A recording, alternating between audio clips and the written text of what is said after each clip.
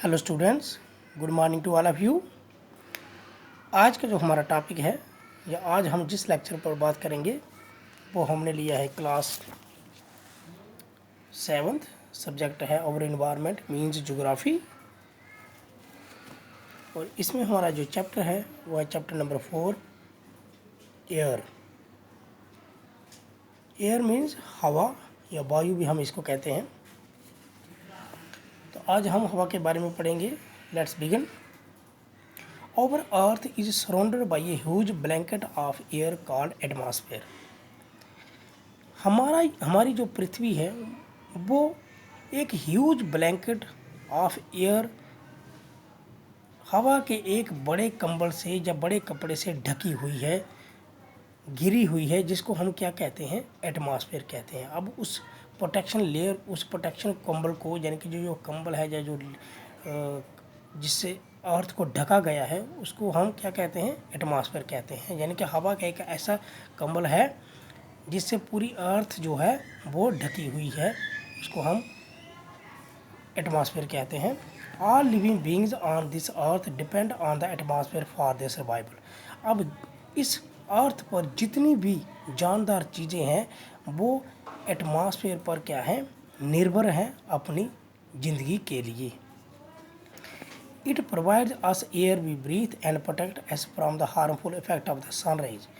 इसका फ़ायदा क्या है कि ये हमें हवा देता है, वो हवा हमें मुहैया करवाता है जो कि हम सांस लेने में इस्तेमाल करते हैं, जो हम ब्रीथ करते हैं। एंड प्रोटेक्ट, और हमें कहाँ किससे बचाता है, जो सूरज से निकलने वाली हार्मफुल रेज हैं, जिसका जानदार चीज़ों पर हम पर असर पड़ता है, उससे हमें बचाता है। Without this blanket of protection we should be baked alive by the heat of the sun during day and get frozen during night. कहता है अगर ये ब्लैंकेट जो हमें प्रोटेक्शन का मिला है, जो हमें चादर से मिली है बचाव की, जिसको हमें एटमॉस्फेयर कहते हैं, अगर ये नहीं होगी तो हम सूरज की गर्मी में दिन के टाइम क्या हो जाएंगे, पक जाएंगे, और रात हीट से हम पक जाएंगे, और रात को हम ठंड से क्या हो जाएंगे, जम जाएंगे। So it is this mass of air that made the temperature of the earth livable. कहता है यही वो एयर, यही वो एटमॉस्फेयर है जिसकी वजह से इस ज़मीन पर ज़िंदगी क्या है, मुमकिन हुई है। यही वो एटमॉस्फेयर है जिसने इस ज़मीन पर टेम्परेचर को इतना मेंटेन किया है कि उसमें हम जिंदा रह सकते हैं। आगे हम पढ़ेंगे इसका कंपोजिशन ऑफ एटमॉस्फेयर। अब एटमॉस्फेयर तो हमने पढ़ा कि क्या है, अब कंपोजिशन ऑफ एटमॉस्फेयर। अब ये एटमॉस्फेयर बना कैसे, इसका कंपोजिशन कैसे हुआ। Do you know that air we take in while breathing is actually a mixture of many gases. क्या आप जानते हो कि हम जो सांस अंदर लेते हैं, जो हवा अंदर लेते हैं सांस लेने के वक्त, वो बहुत सारी गैसों का एक मिश्रण है, बहुत सारी गैसों का मिश्रण है।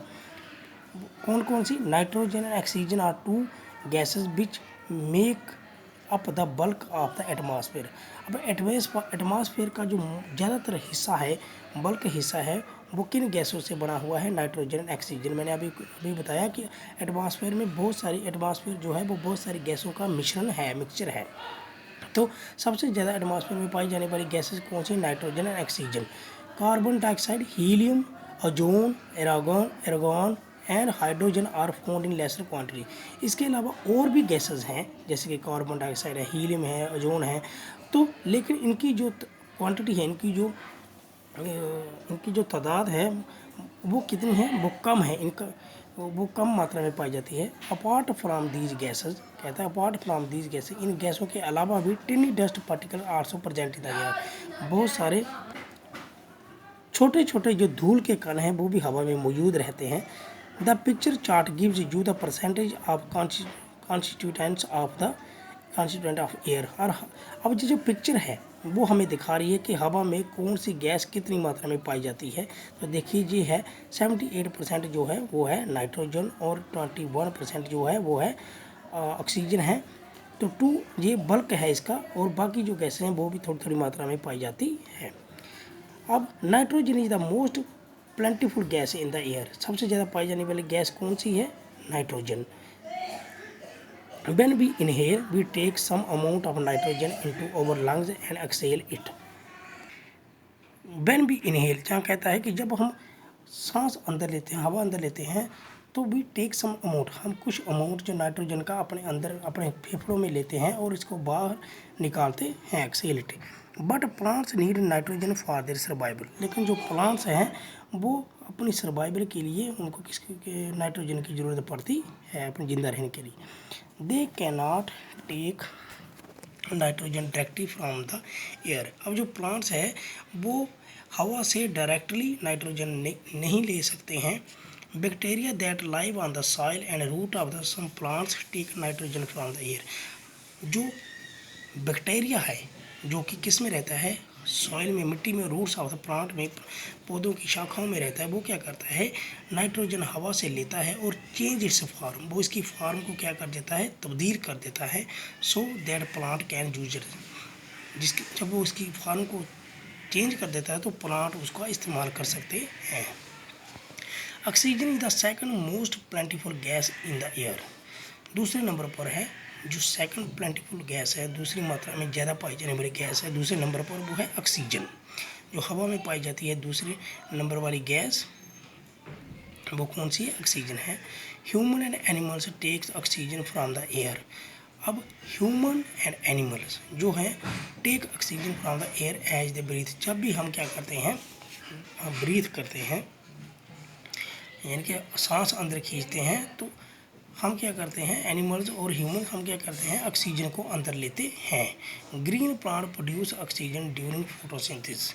अब जो ग्रीन प्लांट्स हैं वो ऑक्सीजन को प्रोड्यूस करते हैं किस प्रोसेस के दौरान, फोटोसिंथेसिस के दौरान। In this way oxygen content in the air remains constant. अब क्या होता है कि हम ऑक्सीजन अंदर लेते हैं और जो पेड़ पौधे हैं वो ऑक्सीजन छोड़ते हैं, तो इससे क्या होता है, जो ऑक्सीजन है वो रिमेन कांस्टेंट रहती है, कहाँ, हवा में, यानी कि बराबर रहती है, ना कम रहती है ना ज़्यादा रहती है, क्योंकि दो बराबर रहती है। If we cut trees then this balance get disturb. अगर हम क्या करेंगे, ट्रीज को काट देंगे तो ये बैलेंस क्या हो जाएगा, डिस्टर्ब हो जाएगा। तो ह्यूमंस एंड एनिमल्स जो हैं, मैंने आपको बताया कि वो ऑक्सीजन लेते हैं अंदर। हम जो सांस लेते हैं तो हमें ऑक्सीजन की ज़रूरत पड़ती है, लेकिन जो ग्रीन प्लांट्स हैं वो ऑक्सीजन को रिलीज करते हैं। नेक्स्ट है carbon dioxide is another important gas. Carbon dioxide भी एक अनदर इम्पॉर्टेंट महत्वपूर्ण गैस है। Green plant use carbon dioxide to make their food and release oxygen. अब जो प्लांट्स हैं, पेड़ पौधे हैं, वो क्या करते हैं, ग्रीन प्लांट जो कहते हैं, वो कार्बन डाइऑक्साइड को अंदर लेते हैं, अपना खाना बनाते हैं, और जब वो कार्बन डाइऑक्साइड को अंदर लेते हैं तो उससे वो अपना, एक तो अपना खाना बनाते हैं, दूसरा वो किसको रिलीज करते हैं, ऑक्सीजन को रिलीज करते हैं, जो कि ह्यूमंस को ज़रूरी होती है। Humans and animals release carbon dioxide. अब जो ह्यूमंस एंड एनिमल्स, मैंने आपको पहले ही बताया कि वो कार्बन डाइऑक्साइड को रिलीज करते हैं और ऑक्सीजन अंदर लेते हैं। The amount of carbon dioxide released by the human and animals seems to be equal to the amount of used by the plants which makes a perfect balance. मैंने आपको पहले बताया कि ये परफेक्ट बैलेंस बनता है क्योंकि ह्यूमन्स कार्बन डाइऑक्साइड को छोड़ते हैं और ह्यूमन कार्बन डाइऑक्साइड को छोड़ते हैं और जो प्लांट्स हैं वो कार्बन डाइऑक्साइड को लेते हैं, तो इस तरह वो बैलेंस बना रहता है। However the balance is upset by burning fuels such as coal and oil. अब ये जो बैलेंस है जो बना हुआ है एटमॉस्फेयर में कि ऑक्सीजन और कार्बन डाइऑक्साइड बराबर रहती है, जो बैलेंस बने हुए, ये बैलेंस बिगड़ सकता है अगर हम क्या करेंगे, फ्यूल्स को ज़्यादा जलाएंगे, जैसे कि कोयला है और ऑयल है। They add billion of ton carbon dioxide into the atmosphere each year as a result the increased volume of carbon dioxide affecting the earth weather and climate.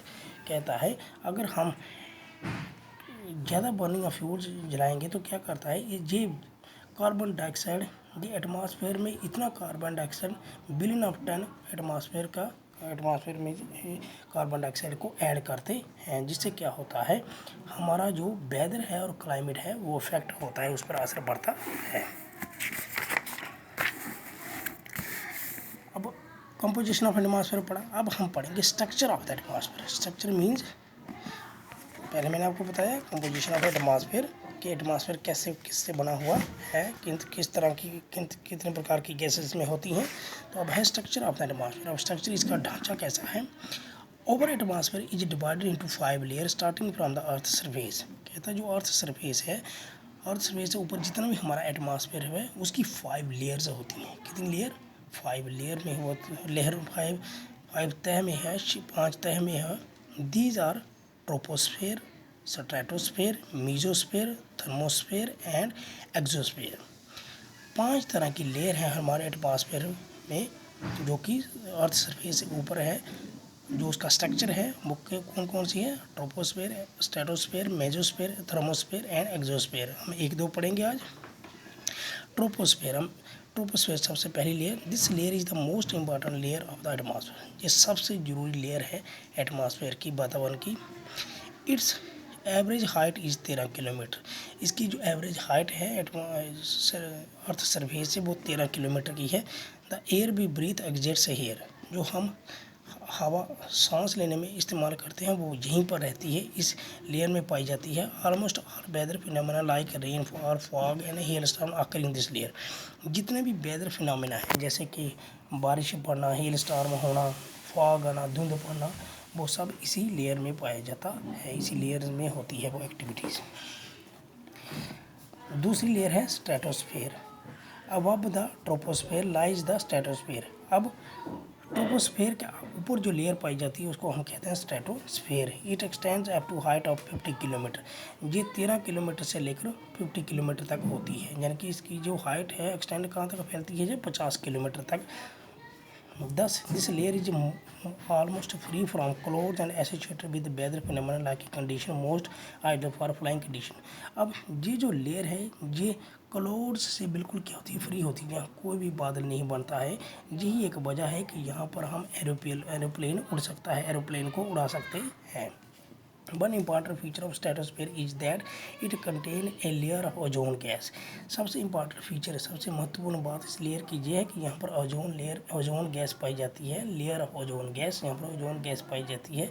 We just learn how it protect us from the harmful effect of the sunrise.